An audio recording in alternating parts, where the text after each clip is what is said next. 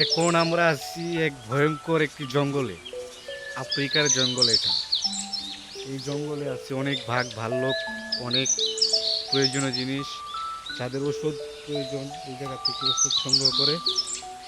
জায়গাটা অনেক নীরব, এই জায়গায় কোনো মানুষ নাই, একদম নীরব, একা একা আছি, খুব ভয় করতেছে। তো গাইস, আইডিটা নতুন খুলছি, আপনারা সবাই পাশে থাকবেন, সাপোর্ট করবেন, চ্যানেলটা সাবস্ক্রাইব করবেন, সবাই লাইক কমেন্ট করে সবাই পাশে থাকবেন।